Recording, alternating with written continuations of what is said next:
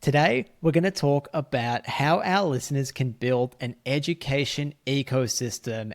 Basically, it's a way to continue to grow, lead, and sustain the community around your brand and business. It's really what starts to put your brand building on autopilot.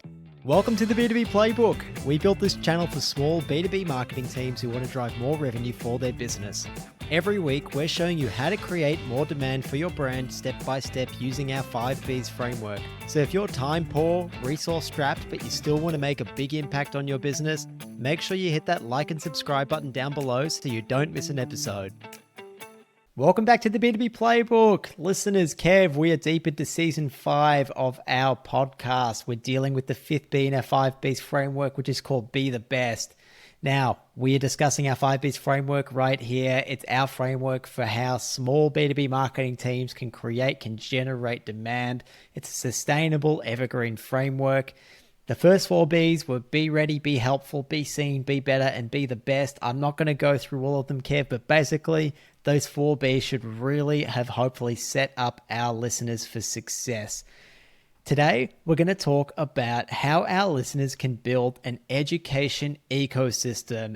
Basically, it's a way to continue to grow, lead, and sustain the community around your brand and business. It's really what starts to put your brand building on autopilot. Kevin, maybe tell us a bit more about the 5th B, Be the Best, what it's all about, what we're dealing with this season. Sure thing, George. Listeners, welcome back to another week with us on the podcast. 5th B, Be the Best. This season, we're talking about exploring the ways that you can really make sure you and your marketing stay evergreen and continue to be leaders in your industry. And in doing so, we also hope that you see the 5Bs framework more as a circular process that you can continue to iterate on and continue to deliver improvements from.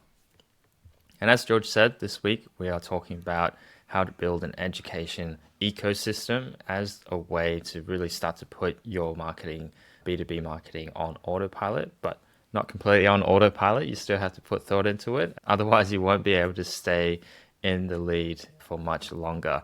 And the education ecosystem that we hope you'll build over time is a great way to help you do that without having to think too much actively about, okay, how do I stay at the top? So first, we'll of course give you some examples, practical examples, because I think that's the best way to illustrate what these look like of how big it can actually be. And of course, we'll give you some poor execution examples as well to hopefully avoid certain things. I think there'll be some very common things in there that we'll share frustrations on. Not to call anybody out, but we all have areas to improve. And it's just a great way to illustrate where you should try and head to between the two examples. And then we're going to go into what we think it should look like and why it's really important to establish one for yourself sooner or later. That's an education ecosystem. And finally, we'll go through ourselves once again as an example, because it's the most readily available one to show you guys how we implemented our own education ecosystem and put it all into action. Kev, hopefully when you're talking about the B2B playbook, that's the positive example of how to do it and not the negative one. All right, Kev, let's talk about examples of building an education ecosystem. People love examples. Let's just jump straight into that. Look, it can involve any combination of courses, books, seminars, webinars, podcasts, speaking engagements, consultancies, and more. And Kev, a quick little plug for the B2B Incubator. Look, when people go through our program, the B2B Incubator, we basically give them a 12-week program to go through and create what is essentially an education ecosystem over those 12 weeks. They really get the structure, the strategy in place, and that's what helps create that demand that drives pipeline and revenue. So there's been some really interesting examples come out of the incubator, Kev. The latest one that's come out is this SaaS platform that helps electrical engineers manage their workforce better. So what do? They've gone through and they've created their own 101 course on everything that electrical engineers need to know about workforce management. And they've put together these amazing resources. They're going to share it with all the electrical engineers. No one has ever paid this much attention to electrical engineers. And now all of a sudden you have this almost HubSpot style course for them to deeply engage them, to help them solve problems right now, to view this company that went through our program as the true expert in their space. and they're solving a problem that is connected to what their platform does. So super excited to see how that one goes. But let's talk about more popular, more accessible examples, Kev. HubSpot or Segment are great examples. Tell us about those. First of all, that's just a great example to give. Obviously, very connected to us. So it's always good to see people really putting things into practice and getting great results from it. Hopefully, great results in the very short term, but fantastic to see them implement something so exciting and so very helpful, which is what the framework is all about. And I think definitely that will cement them as an industry leading expert for sure. HubSpot, as you mentioned, is a great example. Obviously, a lot of people will be aware of HubSpot Academy, which they describe as the worldwide leader in inbound marketing, sales, and customer service or support training. That in their blog has really become a big part of people's default source of information. We talk about that point a lot on this podcast, and actually it's one of the pain points for our own audiences is that people can only defer to HubSpot as a source of information and education on a lot of things related to B2B marketing and sales, amongst other things. Beyond those realms, a lot of people are using HubSpot as that source of information and education. And it is a fantastic example of an education ecosystem, as we said, to garner that much attention from the space and different industries with their knowledge, with their expertise, and with their helpful content is no easy feat, and it's obviously a great example. We rag on that as a pain point, as a lack of more tailored and more niche down information available on HubSpot, but generally it's hitting the purpose for HubSpot. They want to cover the field with a lot of different industries. They're able to give more general foundational information on a lot of different topics that people generally don't have an alternative for. So that's a great example for sure of a very helpful education ecosystem. Segment, a little less well known, but particularly in the marketing space, a lot of people do know. It has a similar education hub, which they call Segment University. Now, some of you might remember us talking about Segment in the data episode in the last season where we talk about CDPs. They're very important because it's one of those growing pains of a business that eventually they'll need some way to control the data they have. And Segment knows this and knows that there's a lot of information around about that. So they've really established themselves as the industry leaders in that space. And I think a big part of that is because they have their own full courses on how to get the most out of their program, of their platform, and to also generally get into the CDP space. It's not a very common space right now. It's starting to get a bit more prominent as businesses grow. It's always that question of, does it sit in our product? Does it sit in data? Does it sit in marketing? And it's generally a mix of those things. So a lot of confusion in the space, and Segment has really taken that opportunity to become a real education voice in that space with their Segment University. So another great example of someone of a business who's really developing a lot of educational content and basing their growth on, in part at least, on that. All right, Kev, let's get into the bad examples. These are fun ones, but ones which I have no doubt that every listener here has faced is one of those YouTube or Facebook ads of people telling you how you can become a drop shipper just like them and get rich quick, or they have the secret sauce to passively making $5,000 of extra income a day. Look, a lot of these, if this sounds too good to be true, it absolutely is. They're obviously scams, as convincing as they might seem. And look, the easiest way to pick up on this is they simply just don't offer any or very little value up front. And that's a dead giveaway. Even if they're claiming to have all of these testimonials, if there's very little information around how they're doing it, and if they're not giving value away, look, it's probably a scam. So that's an example of a really bad education ecosystem because it's just not educational, is it, Kev? No, it's not. And as George said, the key thing is they're just not offering a lot of value.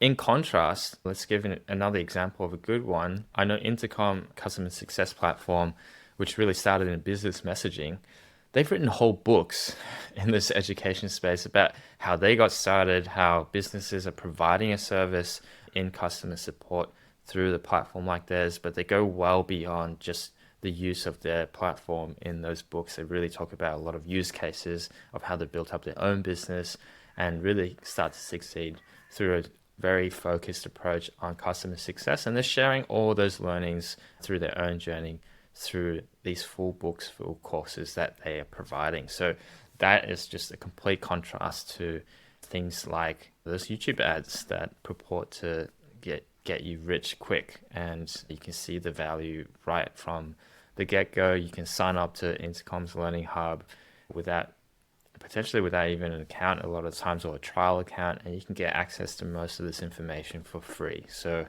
that's the sort of difference between a good education ecosystem and a bad one. Often the dead giveaway is how much value are they offering upfront.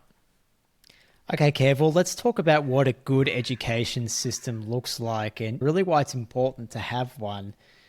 So what an education ecosystem should fundamentally do is really it's an advanced version of positioning yourself as an expert and making it fully scalable.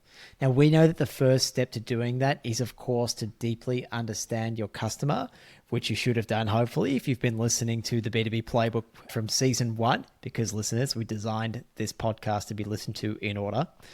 But then it's also to help deliver helpful content and value up front. That's still the focus. Even if the form or tactic has now changed to an education ecosystem or hub, the purpose is to deliver helpful content and value.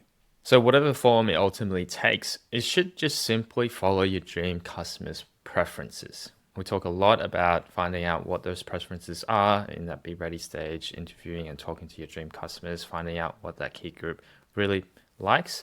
And this is where you put it into action.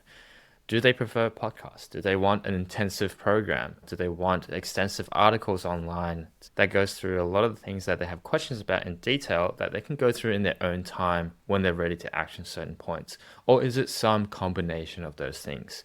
You don't have to guess, just ask your dream customers. If you have an idea about how you put that mix together, check with your dream customers before you launch. Don't guess. It's a very quick conversation to have with one or two people, even if it's just that, to validate that this will actually be something that's of value to them, and then start building those things. And you can start by building one thing at a time.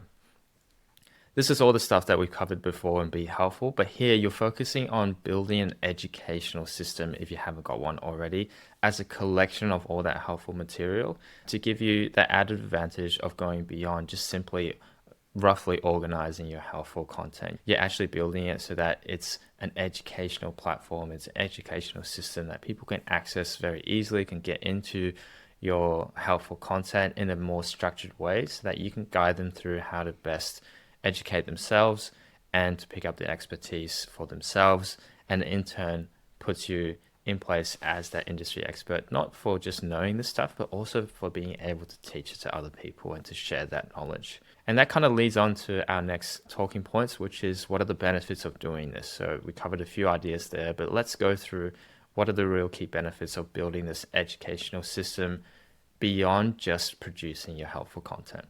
Kev, I think one of the most important ones straight off the bat, and it's one that has enabled us to do everything we do and run our business, it's that by doing this, you have your knowledge automated. So you no longer need to be driving leads or revenue. It comes to you. Now, this still stands true as helpful content. So the idea is we are still covering those 5 stages of awareness that go from someone being totally unaware that they need our program, the B2B incubator, to being led to the logical conclusion that, holy crap, I need the B2B incubator right now, and you guys are the only ones to do it.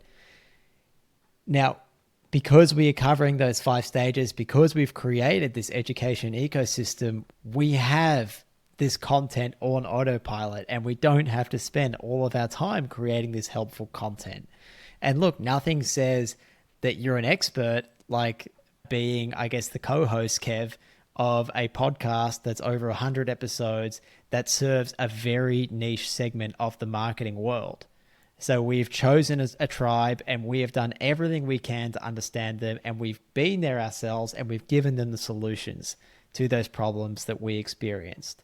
So that's really helped position us as an expert over time. And because you're an expert, listeners, then there's a lot of trust built into that. As a teacher and educator in a space, you're there to help, and hopefully you're showing that, you're able to show that through your helpful content. The next benefit that we want to talk about briefly touched on this already, is it does make you and your helpful content a lot more easier to access. You have one simple place that you can point people to, so it makes it easy for you to point people to the right place, and they have one simple place to familiarize themselves with your brand, with your expertise, and with your content. They don't need to go searching through a website, trying to find helpful content somewhere else deep within your website. Maybe it all lives in a very structured way in an education hub, so it's easy for them to establish that trust as well.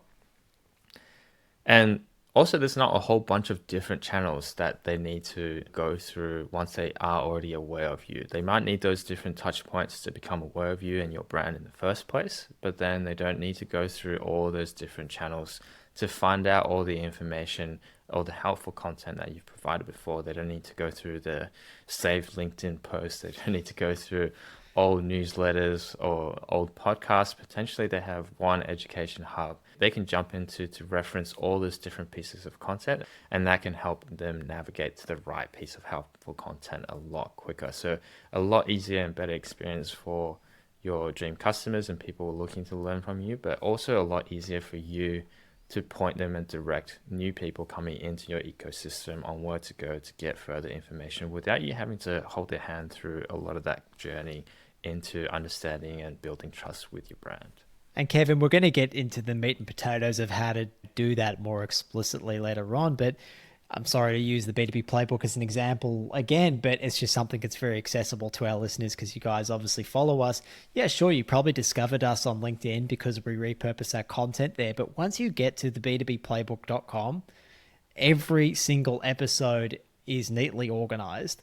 We've organized it by season, which aligns with the stage of our framework, so you can see every single thing we've done and navigate it yourself without Kevin and I having to handhold you and point you in the direction of different resources. And I think, Kev, that's what really separates an education ecosystem from just a blog full of helpful content.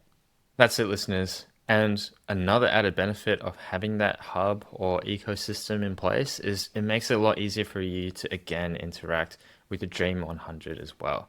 It's easier for you to reach out and continue a conversation with them and understand them better because you have a place to point them to say, can I get feedback on this particular thing? Hey, can you share this particular thing? That looks very professional, very coherent to their audiences. It makes it a lot easier for you to better engage with them, to get feedback, to work together and to collaborate with the Dream 100, who ultimately will hopefully become your best business partners. So again, another added benefit of having that education ecosystem in place. And just on a more personal level, I think besides those benefits that we talked about already, it really does help clarify the topic in your own understanding and expertise. We all know that teaching something helps you really retain that information and refine the information that you're trying to learn. So building an educational hub is no different to that. You're organizing, you're putting everything that you know into a structure that makes sense for someone that you're trying to communicate who's new to the space. And that will really greatly improve your own clarity on the topic and your own expertise. Certainly that's the experience that George and I have had. We knew a lot of this stuff, we knew the general structure, but to get to the nitty gritty of some of the details as we go through the process of building the podcast and the content around it, it really has helped us to clarify and crystallize a lot of the more nitty gritty details of how everything links together and how to actually execute different things. Kev, let's give another great example of a good educational ecosystem. And it's actually the one that inspired us to do the B2B playbook in the format that we have today. And that's the Property Couch. Now, for those who don't know, the Property Couch is a podcast that's very popular in Australia, providing advice all around how people can get into the homeowning market, how they can buy their first property, and then how to build wealth passively by leveraging those properties. Now, they also have another business. I think, Kev, they have a buyer's agency where, of course, they can go and buy property on behalf of you, which typically have an awful reputation. But Kev, you and I grew to trust them so much that you and I actually reached out to them, thinking of leveraging them just for our own selves personally. And they also have a SaaS product off the back of it that lets you track your own wealth and do comparisons. which is amazing. And they've just built so much trust off the back of their podcast. And Kev, something that we really loved about the way they did their podcast is they spent the first 4 or 5 episodes laying down their framework for property investing. And then that's something that they have then elaborated on in the next couple of 100 episodes. So you and I took tremendous inspiration from that. Yeah, certainly. And they really extended that whole ecosystem, didn't they? The podcast, as you said, was very well structured. It was a really easy way in. But once we dug in, we wanted to find out more details. We didn't want to listen to however many hundreds of episodes that they have, a lot of which were potentially not relevant to us. So we were able to then tap into other related resources that they have, things like books, which are much easier to get the overarching picture on and to dive into specific spots that we needed. And those related services, as you said, around buying agents, but they also have things like wealth planners to go beyond just the property part of wealth building and to look at the whole picture of someone's wealth portfolio. They even have a whole platform now where, depending on whether you want to be self-serve or have someone guide you through it, there's a tool to help you track your wealth, to do all your planning for your future wealth goals and wealth building goals, and then to track that day to day. And obviously, that is something that is tremendously helpful to their audience and something that we aspire to hopefully have one day in our own platform as well. And we're taking the first steps towards that in building the incubator program, and then start to elaborate and build more things around that to give more and more value to our listeners. All right, Kev, let's talk about explicitly how our listeners can go about building this education ecosystem themselves for their brand, for the company that they're working in. And we are going to deal with how we've done it, the B2B playbook, because we can speak firsthand from our experience. I will again say, Kev, that the shortcut for anyone listening is to check out the b2bincubator.com, where we give you the strategy, the templates, and the tools really to do a lot of this yourself, to really take that mental load away from having to figure it out yourself. But we're going to give you the highlights here so you can see kind of how you can do it yourself. And as always, Kev, like any good marketing advice, it starts with really understanding very deeply your dream customers and asking yourself, and asking them even, is an educational hub really relevant? Is it something that they would want? Now, you and I, we saw a need for a framework from our own experience in B2B marketing, but also from talking to our clients at the time and to this day. We are constantly in touch with B2B marketers, particularly those in small teams, and we can see what their needs and pains are. We can see that really they're largely being ignored. Their specific, unique situations are being ignored by all the generic advice out there. So yes, the answer was you do want it, and obviously you do because you're right here listening with us. I think the next step then, once you get that yes, is to first look at your existing helpful content. Hopefully you're starting to build a lot of that already. If it's something that you need to do, you might need to question whether it's still helpful. Maybe there's a different way to formulate that. Yes, there might be a need for an education hub or ecosystem, but potentially there's even quicker low lift wins for you and your audience if you can just tweak how your helpful content is presented. Maybe it just needs to be reorganized and essentially referenced, and just go about doing just that will be enough. If that's the case, go about doing that. Otherwise, still organize the content, but also start to build a roadmap around filling the gaps. So go back to be helpful and start looking at our episodes about the process for adding new channels and content, because that's probably where you need to start to build enough of a cache of helpful content in different channels to start building that educational hub. It shouldn't be a big lift at this point to then start to integrate the different channels. So for us, we started the podcast after honing our own expertise and framework, but then we quickly saw that need to build something more onto the podcast. Yes, we needed to have that framework. Yes, we had that from the start with the podcast, but we needed to add different ways to access that content. So we started doing things like LinkedIn once we got the podcast down. We started doing YouTube more recently once we got those two channels working better. And these are all following the feedback from our dream customers.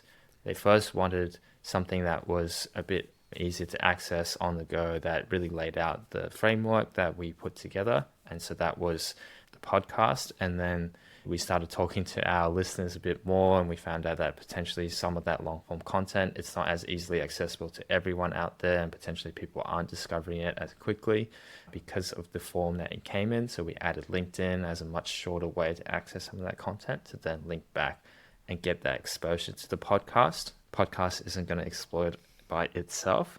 So we needed an avenue, a channel to get it out there.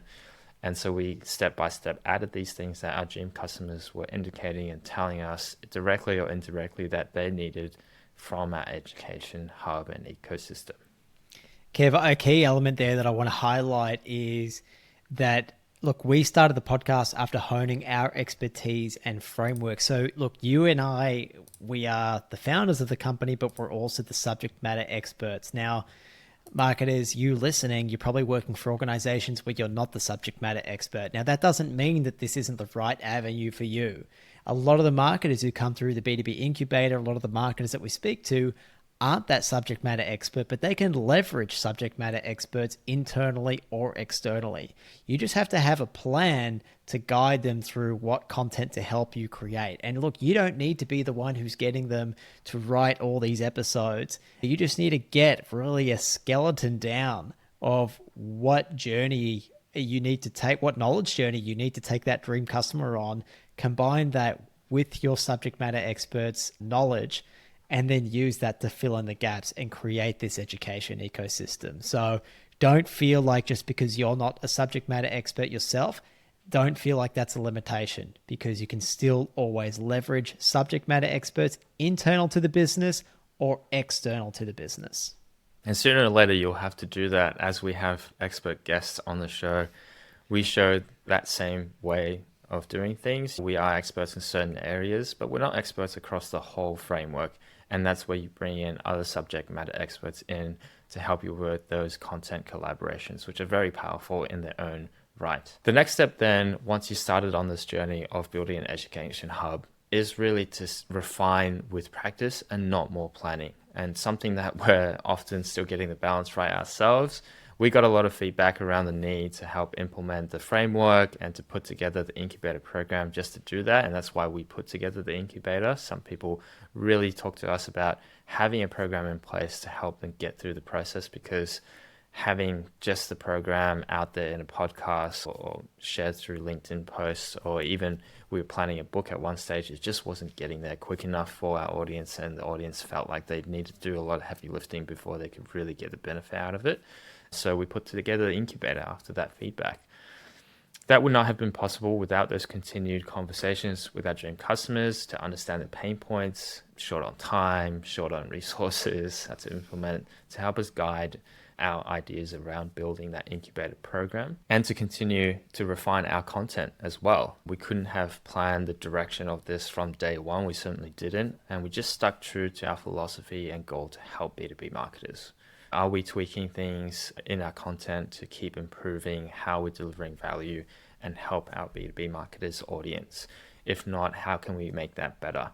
As you've seen in the Perfect Campaign, and if you listen to our previous episodes, we're constantly doing that. We're learning, as George would like to say, flying by the seat of our pants, but as much as it looks like we're making things up along the way, and certainly there's an element to that, a lot of that is based on that philosophy of, are we sticking true to our dream customers? Are we continuing to offer helpful content to them? That's always the guiding post that we come back and ask ourselves whenever we have new tactics, new ideas that we want to test. Is it going to be the most helpful thing for us to do to help our dream customers? That's it, Kev. It's all about choosing your tribe and serving them as deeply as you can. Well, George, I think we talk a lot also about the B2B playbook as an example, the B2B incubator as an example. One other example we can list here when we're talking about refine with practice rather than more planning is, I don't know if this is a wives' tale, I don't know if it's actually true, but there's a story of university assignments being put to a photography class. Maybe it was a pottery class, maybe it was a photography class. But the idea behind this story is that the students who consistently got better marks and better results from these classes weren't the ones that spent all the time planning and perfecting one photograph or one pottery piece. It was those that made the most bowls at the pottery class or took the most photos. They learned with practice. they learned and refined over time much quicker than those who were planning the perfect one because they didn't learn from experience. And for us, it's the same idea that we're trying to encapsulate here at this stage when you know the right thing is to build an education hub or ecosystem, you know what content your dream customers want. To actually refine it to the point to make that a reality, you have to do it with practice and not more planning.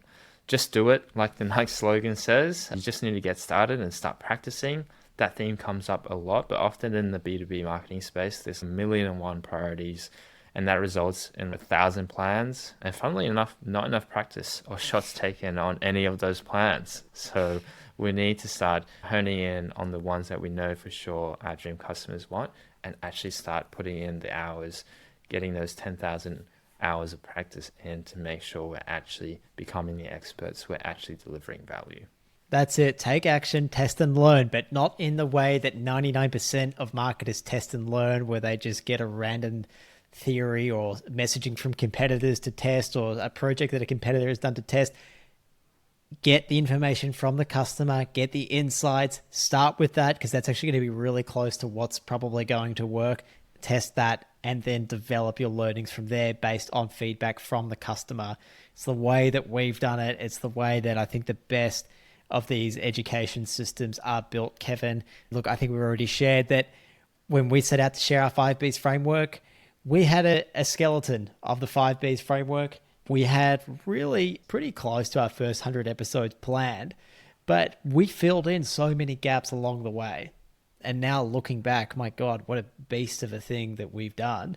And that would have been so daunting if we felt like we had to have every single little tiny minutia and detail filled out before starting. We would never have got there, ever. Yeah, for sure, George. And I think, the old adage is throw a bunch of things at the wall and see what sticks. Maybe give yourself the best chance of having something stick to the wall by picking up a few things that's sticky to begin with, giving yourself a target, a piece of wall that potentially is a bit smaller but a bit easier to hit with those sticky things that you already have on hand, and just giving yourself the best chance to succeed, because as we said before, a lot of B2B marketing businesses, you don't have that many chances, you don't have that many shots to take, so make sure the shots that you do take count as much as possible. All right, George, key takeaways for this episode. The first one is that building an education system or ecosystem as a way to continue to grow and lead, but also sustain the community around you, is a great way to go once you have some helpful content already as your base. It will really help your brand and business go forward that one step further to keep on top as the leading industry experts. And while there's an endless number of ways that you can practically go about building one of your own, remember to put things into context and ask yourself, is this something that your dream customers have asked for or would get value from? Is it something that they've actually said is going to be helpful, and in what ways do they want that to take form? And once you decide to do it, let your dream customers lead you and get your practice in over time to improve over time. Practice makes perfect, not planning. Very good, Kevin. Look, I'm going to add one more, and that's, listeners, this is really what we cover in the B2B Incubator. We position the B2B Incubator to be all about demand generation, and it is our demand generation program, but you can go through and use that exact same framework to build this education system, and that's what so many of our marketers do when they go through the program. So go and check out the b2bincubator.com/apply-now and check it out for yourself. Okay, listeners, as always, you can find links to everything we discussed in the show notes. And Kevin and I are so grateful that each week more and more marketers tune in every Monday to the B2B Playbook podcast. And if we can ask just one thing, it would be to please pass the show on to someone who you think would get value from it. Also, make sure you check us out on YouTube so you can see our faces and the visuals that go along with this. It's a huge help to us if you comment or like or do whatever, subscribe. We really, really appreciate it. Thank you, Kev. Thank you, listeners. Take care and catch you next week. Thank you, George. Thank you, listeners. Catch you all next week.